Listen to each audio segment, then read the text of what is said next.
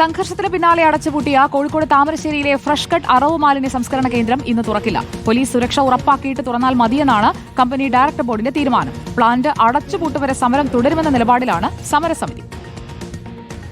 താമരശ്ശേരിയിലെ അറവ് മാലിന്യ plant police പ്രൊട്ടക്ഷനില്ലാതെ തുറക്കേണ്ടതില്ലെന്നാണ് company ഉടമകളുടെ തീരുമാനം. കലക്ടർ അധ്യക്ഷനായ ജില്ലാതല ഫെസിലിറ്റേഷൻ കമ്മിറ്റി പ്ലാന്റിലെ നിലവിലെ പ്രവർത്തനക്ഷമത വിലയിരുത്തി. ശുചിത്വ മിഷൻ, പൊല്യൂഷൻ കൺട്രോൾ ബോർഡ്, NITയിലെ വിദഗ്ധ ഉദ്യോഗസ്ഥൻ തുടങ്ങിയവർ അടങ്ങുന്നതാണ് കമ്മിറ്റി. നിലവിൽ വിദഗ്ധ ഡിപ്പാർട്ട്മെന്റുകൾ നടത്തിയ പരിശോധനകൾക്ക് പിന്നാലെ പ്ലാന്റ് പ്രവർത്തിപ്പിക്കാൻ നിയമ തടസ്സങ്ങൾ ഇല്ലെന്ന് റിപ്പോർട്ട് കലക്ടർക്ക് ലഭിച്ചിരുന്നു. ഇതിനെ തുടർന്നാണ് കഴിഞ്ഞ ദിവസം ചേർന്ന സർവകക്ഷി യോഗം ജനങ്ങളുടെ പ്രശ്നങ്ങൾക്ക് ശാശ്വത പരിഹാരം കണ്ട് പ്ലാന്റ് പ്രവർത്തിപ്പിക്കാം എന്ന നിലപാട് സ്വീകരിച്ചത്. എന്നാൽ നിയന്ത്രണങ്ങളോടുകൂടി പ്ലാന്റ് പ്രവർത്തിപ്പിക്കാനുള്ള തീരുമാനവും നാട്ടുകാർ അംഗീകരിച്ചിട്ടില്ല.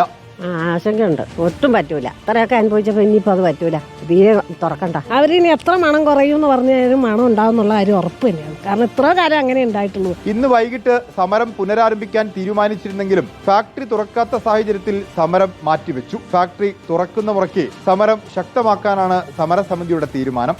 റിപ്പോർട്ടർ, കോഴിക്കോട്.